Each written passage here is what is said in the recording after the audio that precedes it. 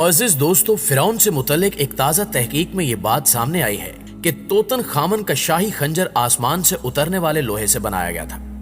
ये खंजर फिरौन अपने पास क्यों रखता था और इस खंजर के लिए आसमान से लोहा क्यों उतारा गया, आज की ज़ेरे नज़र वीडियो में हम आपको इसी हवाले से अहम मालूमात फराहम करने की कोशिश करेंगे। लिहाजा आपसे इल्तमास है कि इस कीमती वीडियो को आखिर तक जरूर देखिएगा और अगर आपको ये वीडियो पसंद आए तो इसे लाइक करते हुए दीगर दोस्तों के साथ शेयर करना हरगिज मत भूलिएगा। तो आइए चलते हैं मौजू के असल हिस्से की जानिब। नाज़रीन ग्रामी, नवंबर 1922 में जब तोतन खामन का मकबरा मिला तो दुनिया इसके सहर में गिरफ्तार हो गई और इसने दुनिया को तब्दील करके रख दिया। तोतन खामन को आम तौर पर एक तिलिस्माती बादशाह के रूप में पेश किया जाता है और मिस्री देवमालाओं और तारीखी तज़किरों में भी इसे बहुत ही हैबत और जलाल वाला फिरौन जाहिर किया जाता है। लेकिन एक तवील साइंसी तहकीक के बाद अब इसकी असलियत दुनिया के सामने आ गई है। माहिरीन आसार कदीमा, तारीखदानों, साइंसदानों और इल्म बशरियात के माहिरीन ने मिलकर एक तवील तहकीक की। इन्होंने मिस्री शहर गिजा में फिरौन के मकबरों के शहर में मौजूद तोतन खामन के ढांचे और बाकियात पर जदीद टेक्नोलॉजी की मदद से तहकीक की और ताकतवर कंप्यूटरों से बनाए गए 2000 जिस्मानी नकूश की मदद से इसके जिस्म और खदोखाल की तस्वीर तैयार कर ली। हकायक से पर्दा उठा तो मालूम हुआ कि यह फिरौन कदरे जनाना जिस्म का मालिक था। इसका बायां पांव टेढ़ा था और बीमारी और कमजोरी की वजह से वो छड़ी के सहारे चलता था। तोतन खामन इसके वालिद अखनातून और वालदा के डीएनए नमूनों के तजिए से यह भी मालूम हुआ कि इसके वालदैन आपस में बहन भाई थे और इनके शर्मनाक ताल्लुक से इसकी पैदाइश हुई।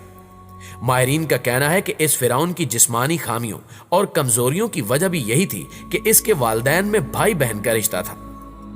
तोतन खामन फिरौन आज से तकरीबन 3500 साल कबल मिस्र का हुक्मरान था और जिस मकबरे में वो दफन था वो मकबरा भी फिरौन की रानी का है जिनका नाम खनत काउस स्वयं है।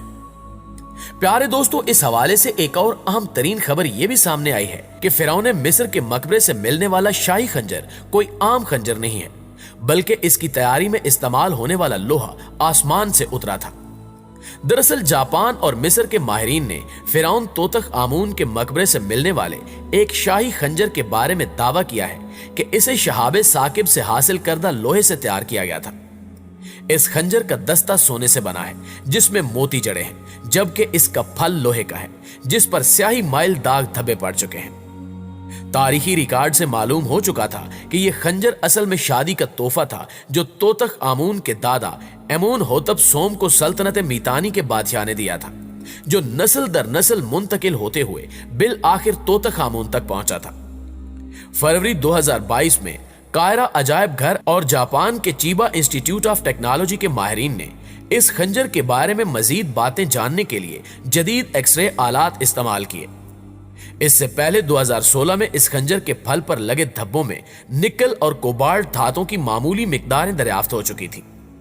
जदीद एक्सरे आलात और नए मुशाहिदात से इन्हीं धब्बों में सल्फर, क्लोरीन, कैल्शियम और जिंक भी मामूली मिकदार में दरियाफ्त हुए।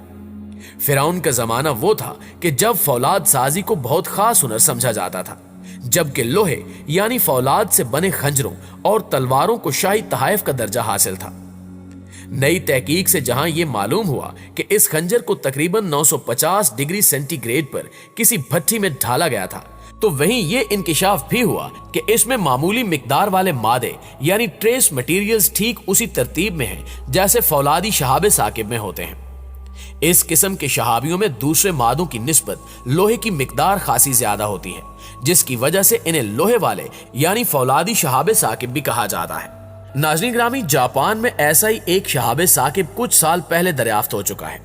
तोतख आमून के शाही खंजर और इस शहाबिये में ट्रेस मटेरियल्स की तरकीब बिल्कुल यकसा है।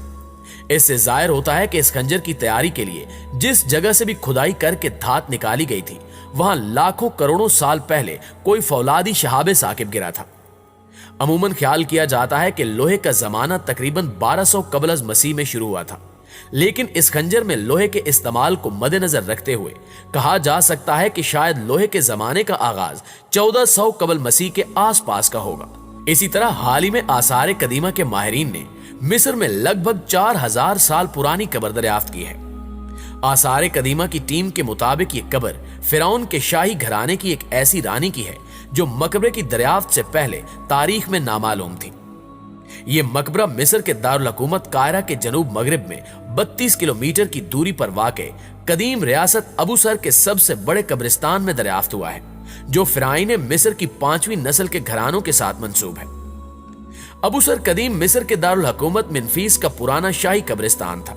यहाँ फिरौन नफरफरी का एहराम है, जिसने 4500 कबल मसीह पहले मिस्र में हुकूमत की थी। ये दरियाफ्त शुदा कब्र फिरौन नफरफरी के मकबरे के अहाते में मिली है, जिसके बारे में कहा जा रहा है कि यह फिरौन नफरफरी की बीवी का मकबरा हो सकता है, जिसे रैनफरफ भी कहा जाता था। मिस्री वजीर आसार कदीमा ममदूल दमती ने अपने बयान में कहा कि यह मकबरा फिरौन की रानी का है, जिनका नाम खनत काउस सोएम है। रानी का नाम और ओहदा कब्र की अंदरूनी दीवार पर कुंदा लिखाई से मालूम हुआ है। गुज़श्ता दौरानियां भी इसी नाम की दरियाफ्त की जा चुकी हैं, इसलिए ये रानी खनत काउस सोम के नाम से जाहिर हुई है। ख्याल जाहिर किया गया है कि रानी का नाम मकबरा तामीर करने वाले हुनरमंदों ने दीवार पर कुंदा किया था। प्यारे साथियों, तारीखी एतबार से देखें तो मिस्र में कौम बनी इसराइल की एक बड़ी तादाद आबाद थी, जिसको हजरत यूसुफ अलैहिस्सलाम ने वहां बसाया था। बनी इसराइल काफी अरसे बल्कि सदियों से क़याम पजीर थी। इनकी तादाद लाखों में थी। मिस्र के बादशाहों ने इन्हें गुलाम बनाना शुरू कर दिया। फिरौन ने भी इन्हें गुलाम बना लिया और मजालिम ढाने लगा। फिरौन हर किस्म का नारवा सलूक इनसे करता था। जुल्म सितम का पहाड़ इन पर तोड़ा जाता। इनकी औरतों की असमत को तार तार किया जाता। जुल्म, नाइंसाफी और बर्बरियत जब आखिरी स्टेज पर पहुंच गए तो फिर रहमत खुदावंदी जोश में आई और कौम बनी इसराइल को गैर इंसानी अजियतों से निजात दिलाने के लिए कुछ इस तरह इंतजाम किया गया कि फिरौन पर अपनी सल्तनत के चले जाने का खौफ तारी हो गया। इसने सल्तनत के जवाल का एक ख्वाब देखा। उसने ख्वाब में देखा कि बैतुल मकदस की तरफ से एक आग आई है, जिसने मिस्र के बाशिंदों को जलाकर खाक कर दिया। उसने अपने ख्वाब की ताबीर के लिए नजूमियों को बुलवाया, तो नजूमियों ने इस ख्वाब की यह ताबीर दी कि बनी इसराइल में एक शख्स पैदा होगा जो तुम्हारी हुकूमत और सल्तनत के लिए खतरा बनेगा, तुम्हारी बादशाहत को खत्म कर देगा। फिरौन ये सुनकर बहुत परेशान हुआ, घबराया, और ये बात फिरौन अच्छी तरह जानता था कि नजूमियों की बात में कुछ न कुछ सच्चाई जरूर होती है। लिहाजा वो बचाव की तदबीर सोचने लगा कि अगर मैंने अभी कोई फैसला न किया तो ना तो मैं बचूंगा और ना ही मेरी हुकूमत बचेगी, न मुल्क महफूज रहेगा और ना ही वो दीनों मजहब जिस पर वो कायम था। उसने फौरन शाही फरमान पूरे मुल्क में जारी कर दिया कि बनी इसराइल में जो भी बच्चा पैदा हो फौरन उसको कत्ल कर दिया जाए, और अगर बच्ची पैदा हो तो उसको खिदमत के लिए छोड़ दिया जाए। इस शाही फरमान के मुताबिक बनी इसराइल के हजारों लाखों मासूम बच्चे पैदा होते ही कत्ल कर दिए गए। कुछ दिनों के बाद फिर दरबारियों को ख्याल आया कि अगर बनी इसराइल के बच्चे यूं ही कत्ल होते रहे तो फिर हमारी खिदमत कौन करेगा।